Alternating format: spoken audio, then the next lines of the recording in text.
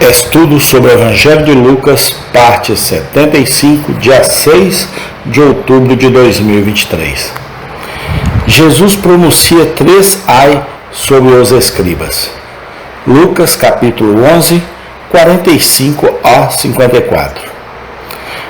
E respondendo um dos doutores da lei, disse-lhe: Mestre, quando dizes isso, também nos afronta a nós.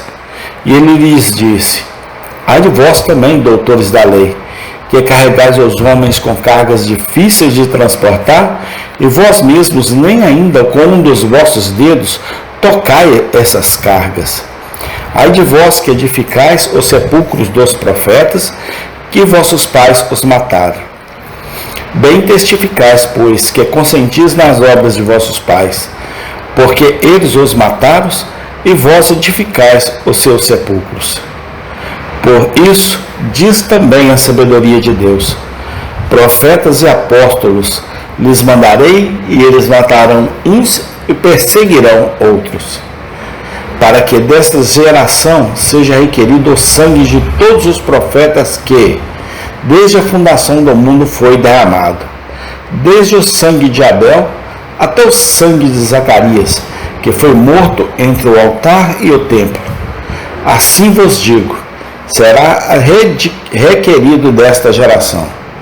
Ai de vós, doutores da lei, que tiraste a chave da ciência, vós mesmos não entrastes, e impedistes os que entravam. E dizendo-lhes ele isto, começaram os escribas e os fariseus a apertá-lo fortemente e a fazê-lo falar acerca de muitas coisas, armando-lhe ciladas e procurando apanhar de sua boca alguma coisa para o acusarem. Lucas 11, 45 a 54.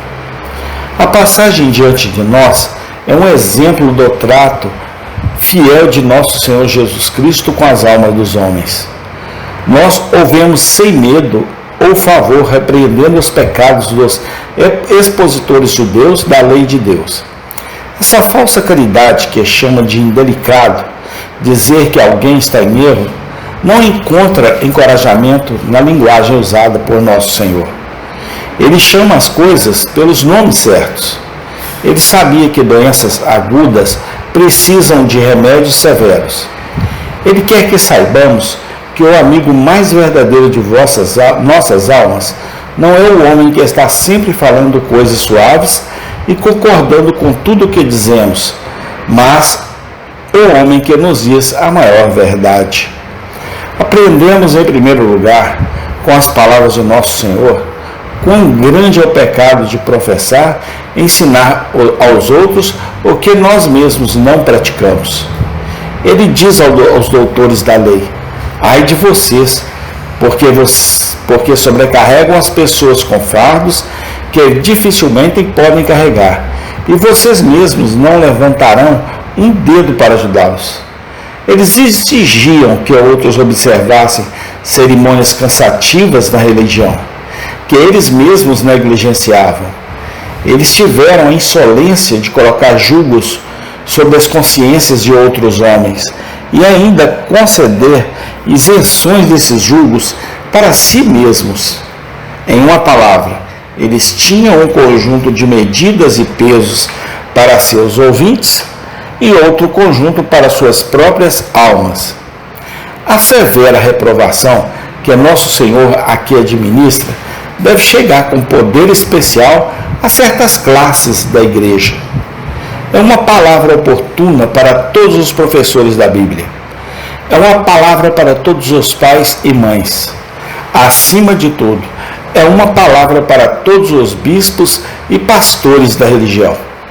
Que tudo isso marque bem a linguagem de nosso Senhor nesta passagem. Que eles tomem cuidado ao dizer aos outros para mirar em um padrão que eles não visam a si mesmos. Tal conduta, para dizer o mínimo, é uma inconsistência grosseira. A perfeição, sem dúvida, é inatingível neste mundo. Se ninguém deve estabelecer regras, ensinar ou pregar até que ele próprio seja impecável, então todo o tecido da sociedade seria lançado em confusão. mas temos o direito de esperar algum acordo entre as palavras de um homem e a vida de um homem, entre seu ensino e seu fazer, entre sua pregação e sua prática.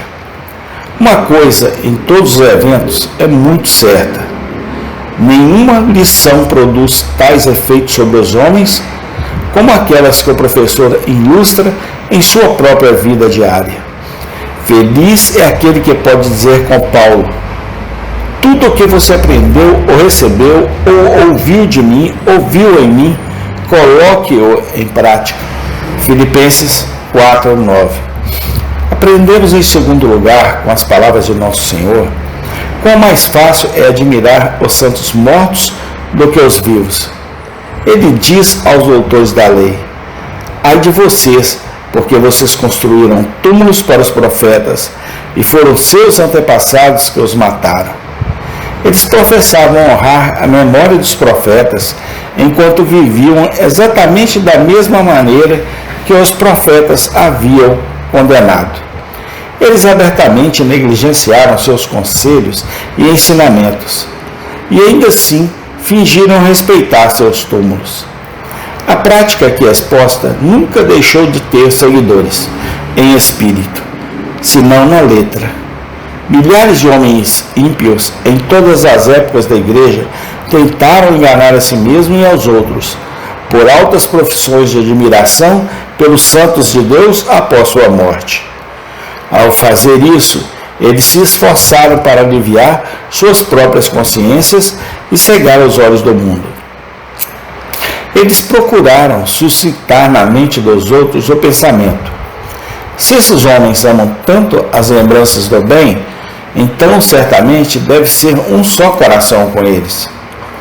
Eles esqueceram que até uma criança pode ver que os mortos não contam histórias, e que admirar os homens quando eles não podem nos reprovar com seus lábios, nem nos envergonhar por suas vidas, é uma admiração muito barata de fato. Será que saberíamos o que realmente é o caráter religioso de um homem ou de uma mulher? Vamos perguntar o que ele pensa dos verdadeiros cristãos enquanto eles ainda estão vivos. Ele os ama, se apega a eles e se deleita neles, como os excelentes da terra. Ou ele os evita e não gosta deles, e os considera fanáticos, entusiastas, extremos e justos demais.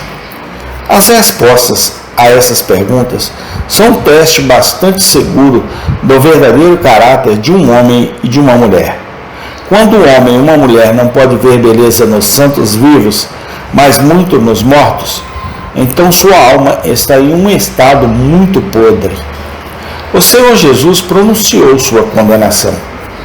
Este homem é um hipócrita aos olhos de Deus. Aprendemos, em terceiro lugar, pelas palavras de nosso Senhor, bom, certamente um dia de acerto de contas para a perseguição virá sobre os perseguidores. Ele diz que o sangue de todos os profetas será exigido. Há algo peculiarmente solene nesta declaração. O número daqueles que foram mortos pela fé de Cristo em todas as épocas do mundo é extremamente grande. Milhares de homens e mulheres deram suas vidas em vez de negar seu Salvador e derramaram seu sangue pela verdade.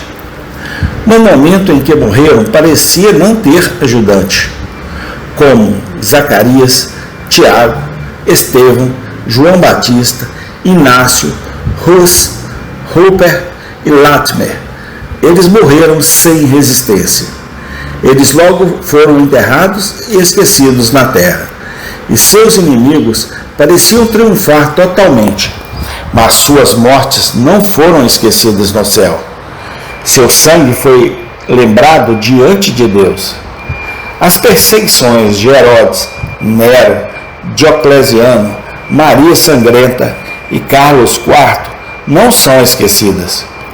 Haverá um grande julgamento um dia, e então todo o mundo verá que preciosa aos olhos do Senhor é a morte de seus santos.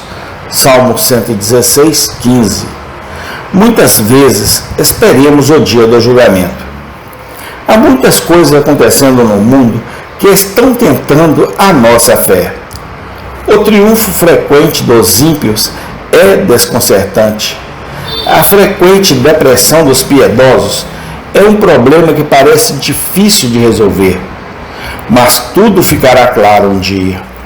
O julgamento do grande trono branco e os livros de Deus colocarão todas as coisas em seus devidos lugares. O emaranhado labirinto da providência de Deus será desvendado.